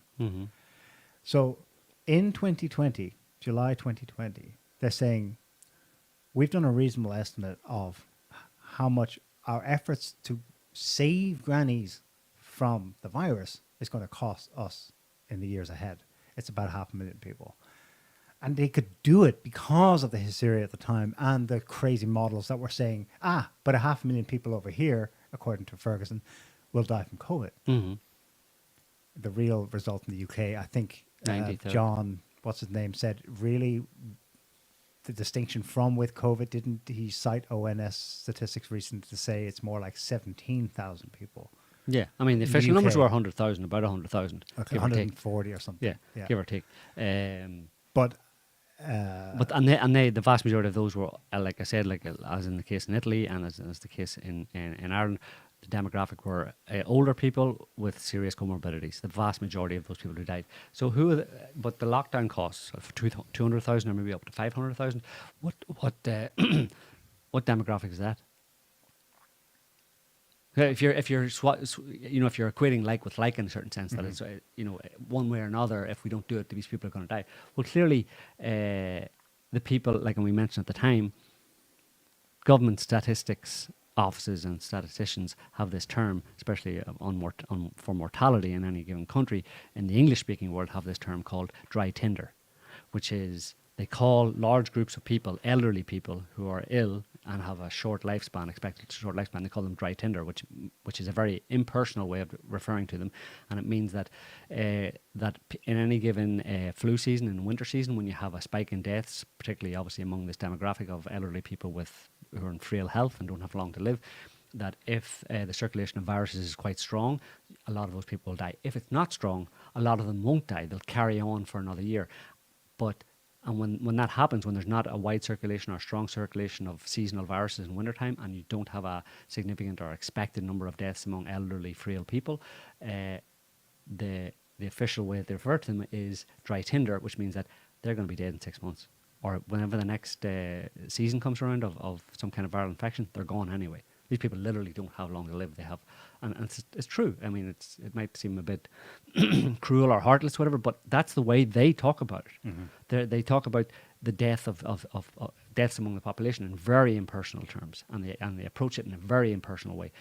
Unlike what you might have thought when living through the pandemic, when it was everybody's in this together and let's all save each other and we all love each other and the government loves you.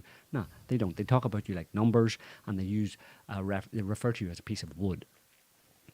To your granny as a piece of wood. Every year for decades, that's the way they've referred to you and your granny. But what changed was they gave themselves the right to choose to sacrifice this group of people over here,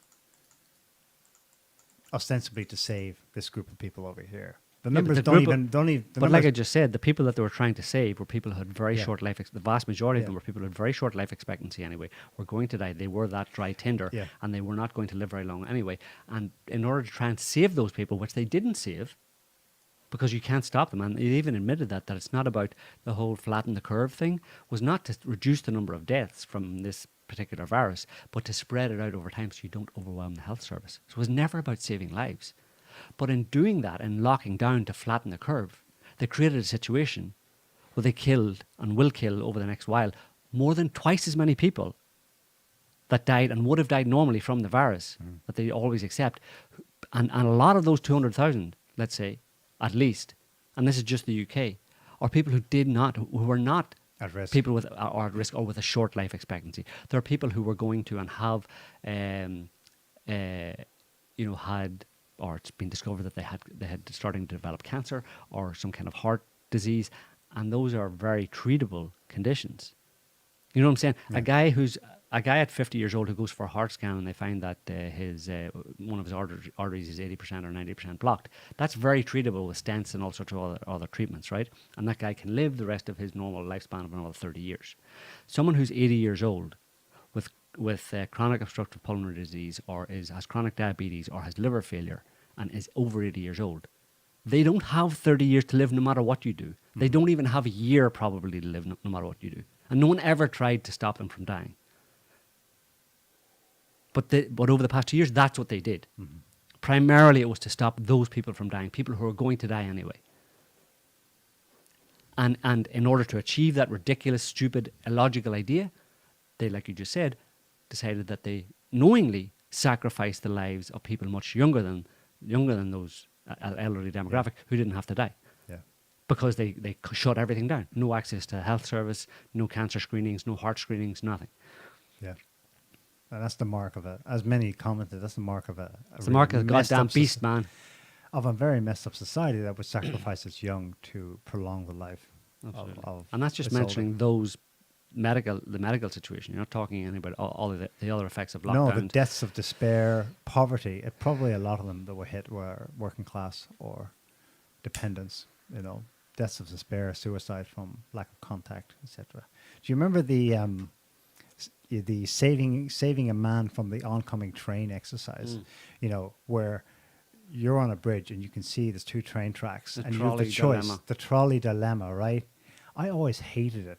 I always hated it because it was like, that's not realistic, because it's a psychopathic premise. In the real world, you never know for certain that if you do or don't do one thing here, you'll definitely cause equivalent harm over there. You see what I mean? You just never know. At the moment, you might have a choice and you've got to make one. But you never actually... These governments... But models, Neil, models. Models, exactly. These governments decided that they had godlike omnipotence and they could know for certain and make those kinds of choices. Yeah. That was new. Yeah. And if there is a collective sin here, we gave them that. They now have that hanging over us from here on out, you know. They got none from and me. There were earlier versions of it. You know, after 9/11, it really bothered me when it came out. And then I started to think about it, like, what the hell is this? This utter mania for this new show. Do you remember 24 or 24 Hours, whatever it was called? Right after 9/11. 24, yeah. 24, it's Kiefer Sutherland, and he's an FBI or some kind of Homeland Security. And to stop the bomb, we have to torture this guy. And and they torture themselves. What should we do it? Is it the right thing to do? But all these people will die for sure if we don't. Yeah. I was like, you never know that. That's horseshit. Give me an example in history when that's actually borne out. But they were hammering people with this. Oh, it was the whole torture thing, getting people to accept torture. And these things add up. When torture has been proven to be basically useless as a intelligence gathering tool. Yeah, which they later admitted. Yeah. Just from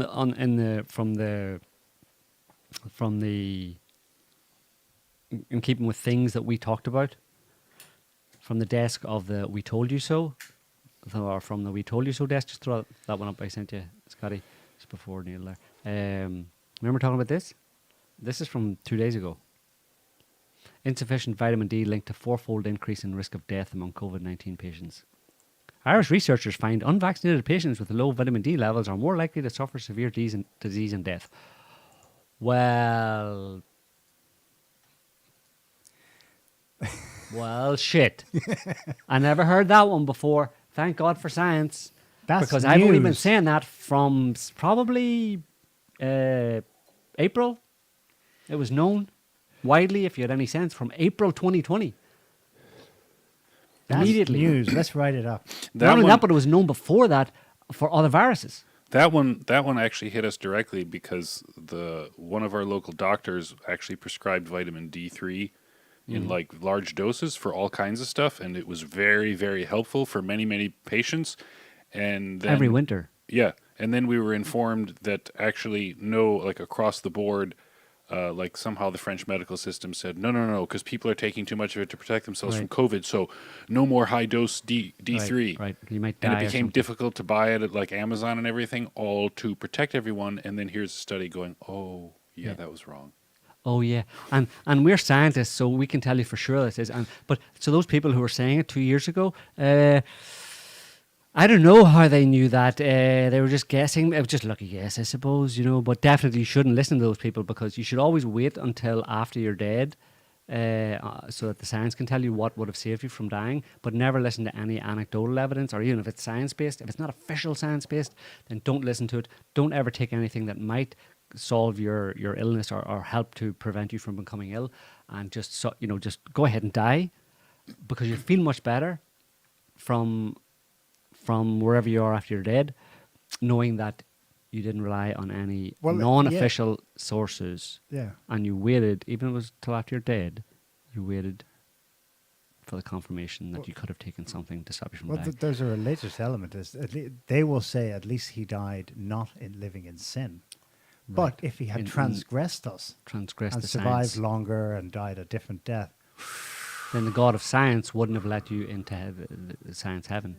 something like that. Yeah. They can't You would square have it been off because you would have been sent to atheism you is would have been sent- insane at its core. But you would have been sent to conspiracy theory hell.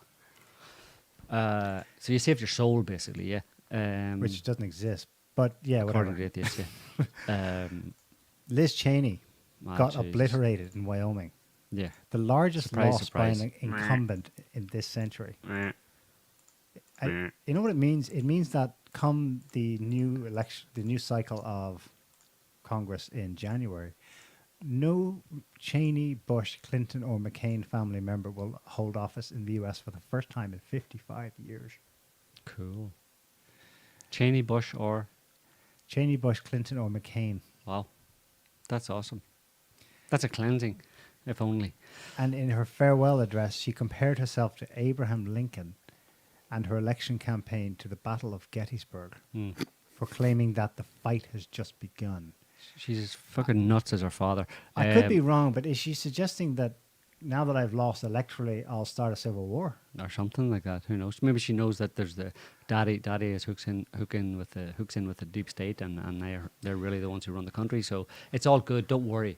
The Sure. CIA the intelligence services have 6 ways from Sunday, Neil, Right. from getting back at you, from destroying anybody in the country who doesn't follow the dictates of the intel community.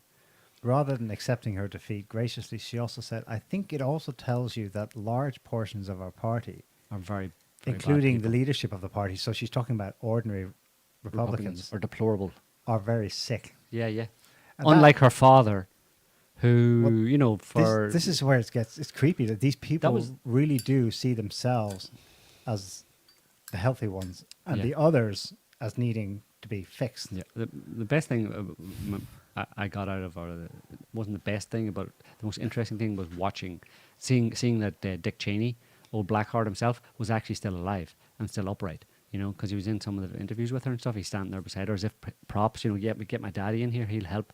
He'll lend some kind of moral support or something, or So there was her, Dick Cheney, and his old friend Satan standing right beside her, and they were all there to kind of like say, listen, vote for Liz, And and then didn't work. commiserate with her, huh? And it didn't work, yeah. That guy is the epitome of. He's probably the closest thing publicly that I know of embodied in a person to evil, to pure evil that I've ever come across, is Dick Cheney. Right. Everything about him, he is a purely evil person. So yeah, just sticking with the oops. What did I just delete? Well, that was the Guardian one. Did you know? Here's an interesting thing from the Wayback Machine. It's not that far back, is it? Well, it is actually. It's 13 years ago. Just something to keep in mind. Keep in mind in terms of when you're looking at what's going on in the world today, and talks about inflation and the economy and Putin's gas price hikes. From 2009. Planned recession could avoid catastrophic climate change. In 2009, Britain will have to stop building airports, switch to electric cars, and shut down coal-fired power stations as part of a planned recession to avoid dangerous climate change. So, this isn't a new idea, obviously. No. Of course, it's interesting that it's all the recession right now is Putin's gas hike, Putin's gas manipulation, Putin's fossil fuel war or something, whatever, with the West. That's But- the reason. But yeah. obviously, these people have. It's been a goal of there certain people, at least in the UK government, and we can extend that out to the Western governments in general. It has been part of at least a working idea that the global economy, or the Western economy at least, which by definition would be the global economy, has to go into recession in order to stop dangerous climate change. Yeah. It just so happens that now there's certain factors converging. In all of those factors, you can see the kind of hand of Western powers actually making it happen, like Putin's gas hike. And it's in the context of more than 10 years ago, same types of people, think tanky people, government ministers, etc., talking about a planned, deliberately putting the country into a recession, which obviously would include inflation, in order to bring on an ice age. By 2020, so they're a little behind schedule. Mm-hmm. Again, one wonders if Trump messed up the timeline there. Yeah. 2020, of course, was the year also of the Pentagon report in 2004. 2004. Well, what did happen in 2020 instead? And you wonder if the two were done, if that was done with this in mind as well. The lockdowns, the pandemic, right? Yeah. That certainly didn't help the economy. Just sticking with COVID for a minute, recent, relatively new study published from Vietnam. 300 participants between, I think they were between 13 and 18. Wasn't it Thailand? Sorry, Thailand. 13 and 18 years old. Looking at the effects of the Pfizer vaccine on teenagers, 13 to 18 years old, 300 of them. Most of them boys, but boys and girls. Almost 30% showed signs of some cardiovascular effects, obviously negative cardiovascular effects, ranging from tachycardia, palpitation, and myopericarditis. No, sorry, myopericarditis. Myopericarditis, sorry. 30%. 30%, some kind of an effect. It's broken down to tachycardia, 7.64%, shortness of breath, 6.64%, palpitation, 4.32%, chest pain, 4.32%, hypertension, 3.99%. There were abnormal ECG findings in 18%, basically. So abnormal ECG findings in 18% of this cohort of 300 participants in the study had abnormal ECG findings, but more focusing a bit more, I suppose there's a 2.3% of the participants, and this is really getting to the more hardcore evidence of, like, because those maybe were transient, all those others were tachycardia transient, but evidence of actual damage is in elevated biomarkers for heart damage, so elevated troponin and other biomarkers that show that these are kind of Lasting damage to the chemicals heart. that are lasting damage. That was 2.3%. Of So 300. Of 300, yeah. Of course, it's a relatively small sample, but basically If it's you the blast only that one out that's to done. all teenagers in Thailand, Yeah, but not only that, but it's the only study that's been done. You can say there's a small study, but why aren't Western? Why isn't the CDC doing studies like this? Why isn't the NHS in the UK doing it? Why isn't France? Why aren't all these countries doing these studies to see what effects? Which by now there's more than enough evidence to warrant studies into the possible effects. There's more enough evidence to suggest that there are likely possible, the danger, let's say, or the potential for adverse effects from these vaccines, especially the Pfizer and Moderna ones, is real. So we want to know just how real it is. So let's do studies. Let's do one with 3,000 people, or 30,000 people, or 300,000 people. Let's study it. Let's see, so we can inform people. Because 2.3%, if you use that just on that study of 300 people in Thailand, that's way above acceptable limits. absolutely. And they know it. for a vaccine. They know it. You immediately have to recall it. That's You why immediately they have to say, don't. never again, do not do this until we do Just- proper studies. You just answered the question. Tic Tacs Lovid. Bugs. Do you want some bugs? No. Look at this one. Cows, cold cows to save planet. We've seen this before, but what's interesting is that they're actually going to implement this now. This is from the UK. What's interesting as well, what distinguishes this from other, we've talked on earlier shows about in New Zealand, they want to cull cows because they're farting too much methane, right? Or burping it, whatever. In Holland right now, there's major farmer protests because we want to reduce nitrogen, Fertilizer. specifically usage by 30%. Therefore, sorry, we have to close by 30% of farms. In the UK, they have a different story, like a different, slightly different reason, but the same end goal in mind. Here it is, The Guardian this week. England must reduce meat intake to avoid climate breakdown, says food czar. A food czar. Okay, right. Foods are. Like, and they know move is politically toxic, but only way to achieve sustainable land use. So scroll down. What's their reasoning now here on this one?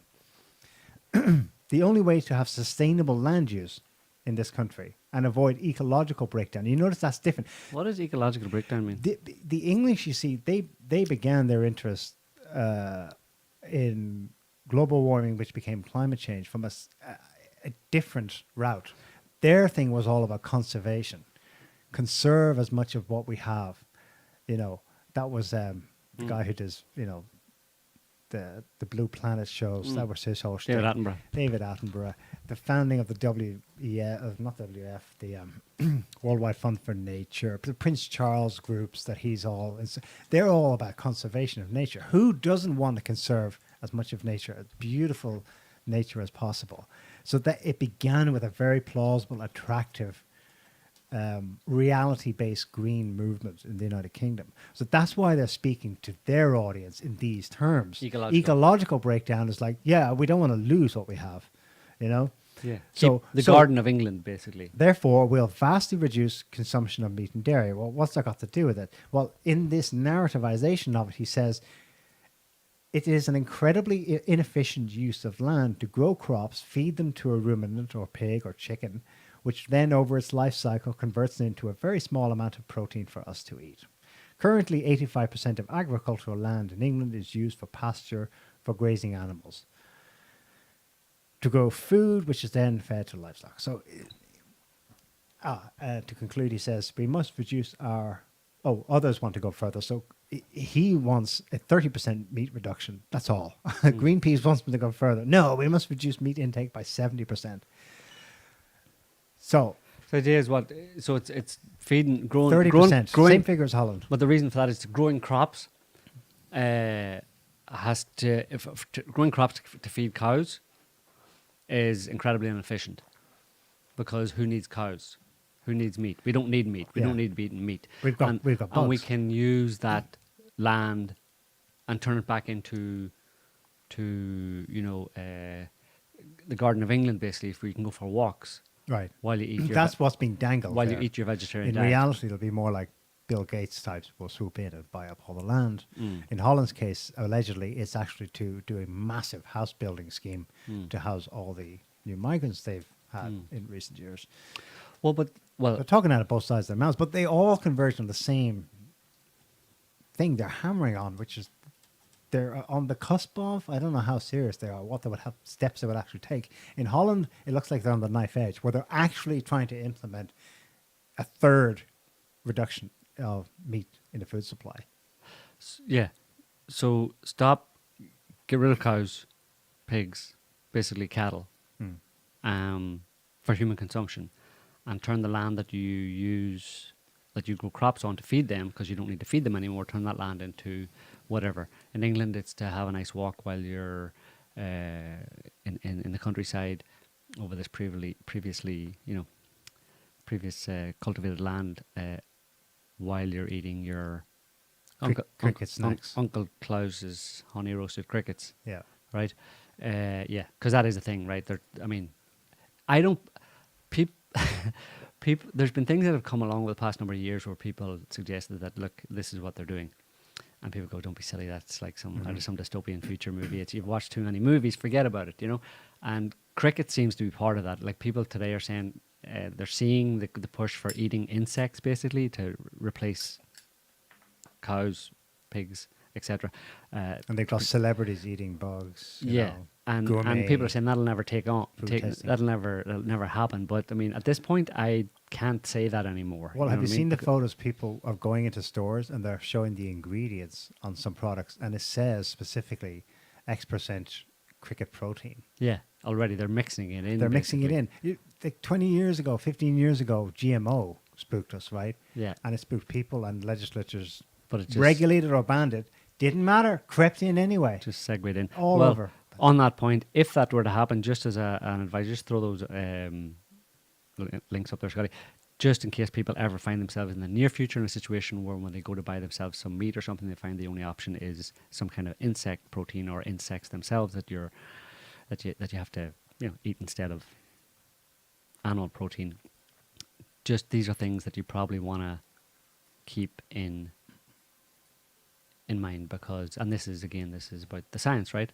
These are just a few of multiple studies that have already been done on insects. The first title of this one, a parasitological evaluation of edible insects and their role in the transmission of parasitic diseases to humans and animals. Next one. Great. Breads made of powdered crickets may be loaded with bacterial spores. Extra bacterial spores. And the next one. Virus diversity in loads in crickets reared for feed. Implications for husbandry. Basically, insects generally, it goes blah, blah, blah, but it's basically saying they're toxic. And there was a fourth one. In vivo toxicity study of freeze-dried skimmed powder of Sophobus atratus larvae, which is insects. Basically, that's just four, and there's many. You can look at them, look them up yourself, and they're all relatively recent because I think the study has been provoked, which gives some kudos to science in the sense that, at least in some spheres or some areas of science, they're still responding appropriately. Due diligence. Yeah. To developments or new ideas in society. It's like, okay, before you eat those bugs, let's do some studies on them to see if they're actually going to kill you or give you cancer or something. Yeah, but it doesn't matter because But it's gonna happen anyway. The agenda is just hammering people every freaking day. that science will be overwritten and be ignored, pushed aside. There'll be new studies that'll come out and say no, but you see the way we cook them, and especially when we drizzle them with honey mustard sauce, Right. that kills the bacteria. The honey mustard kills the bacteria, kills the parasites. So they're fine. Go ahead and eat them. Yeah, long-term studies. You all be the study basically. Yeah. We'll check back in 10 years and see what's going on. I think at this point we need to really just, other than wrap up the show, we need to, kind of get a bit of a shower in a certain sense from all the bullshit and nonsense that we're subjected to. We need to go back to kind of an older time, Back to tradition. traditional cultural pursuits and interests and stuff, like, for example, ballet. Oh. You know what I mean? Wouldn't that be really... It would be kind of enriching and Uplifting. and make you forget all the craziness for a while. Well, on that point, there's a new type of ballet you can go and see. Oh, yeah? Yeah. Oh, obviously not Russian. Yeah. No, it's not Russian that's ballet. banned. It's black ballet. Black ballet. Yes. Do you have it there, Scotty? Oh, nice. So the title is Blacks Create a Truly Inclusive Ballet Without White Supremacist Notions of Graceful Flowing Movements. I was close. I said no Russians. Balance and symmetry. So that whole thing of graceful flowing movements, balance and symmetry, and elaborate sets and costumes, that's super white supremacist. Yeah, it did. It did smack up. So we need a more soulful, jumpy, bouncy African ballet. Oh, more earthy. So we can have a look at it here and see how it strikes you. There's no... So these ladies are challenging the stereotype of the ballerina. What about that? Wait, I bet it involves twerking. Check out that ballet. I'm so glad to see the whole graceful flowing movements removed, and it more jumpy, bouncy, kind of twerky, because I just feel so less supremacist. She looks a bit white, that one. Oh, I don't know. So Well, you know, Yeah. that's not in a nightclub. That would definitely like No, this is set ballet. the place afire. Like no, this is a ballet. the ballet, yeah. That's the new ballet, Neil, Okay. and you better like it, or you won't be getting your bugs. You won't be denied your bug. Are you trying ration. to tell me that you? I mean, you need to really think about it. You know? Do I? Your unconscious racism and white supremacy. Back I mean, off. the graceful flowing movements and balance and symmetry. I mean, you have to understand those are all hallmarks of white supremacy. Mm. Everybody. I mean, I didn't realize it, but when I thought about it, it just hit me like a lightning bolt. Really. Yeah. Yeah, graceful flowing movements, balance and symmetry. They're so white supremacy. It's just so obvious to me now. I mean, I don't know why it wasn't obvious to me before, but it just is so obvious now. Well, good luck to you. Yeah, I'll be going to my first black ballet in the near future, I can tell you. It's coming to town, is it? Yeah, and I'll be allying my way And all the way through. Yeah. All right. I'll Good be- luck. I'll come out with so much virtue from the signalling that I won't know what to do with myself. Make sure you stand in the theatre though and give up your place to Yeah. a minority. I think I'll give the ticket outside to a minority. I'll find an immigrant or something and give them the ticket, and then just not go. And that will be really happy. Anyway, yeah. So I think that's pretty much. Oh, there's one other thing. Maybe Cassandra says the poll. They'll bring it in. the what? The poll. Yeah, yeah. Where's the poll? This for me sums up events of late, at least in that area that we were just talking about in terms of health and excess deaths and people's health going down the tubes and it being horrifying for some I saw medical that people. too. This is from the UK. A paramedic has a heart attack while treating a patient for a heart attack. Well, Yeah, I mean, it's just one thank- incident. We're not saying it thank means goodness- anything, but put it in context. Can you and- imagine if he had not been vaccinated though? Yeah, yeah. He'd be dead and the patient would be dead. Yeah, everybody would be dead. Yeah. Yeah. So that was it's almost like if, in a nutshell, 2022 so far. That's it right there. That's a meme for 2022. What else do I have? Oh yeah, well, and I suppose you better just let you know. That's the last thing. I'll just let you know. It's a warning. It's a heads up for the future. Apart from the bugs, it's a heads up for this winter.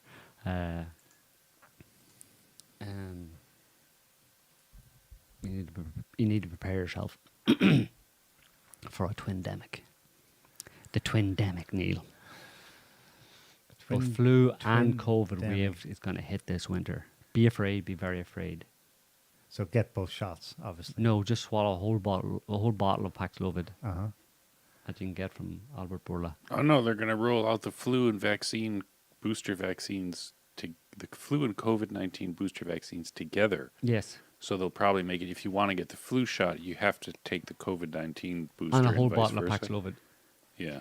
I don't know. I can do better than whoever wrote that. Alicia Reagan, you suck. I can do a tridemic of both flu and COVID and monkeypox this winter. Yeah, Yeah. yeah.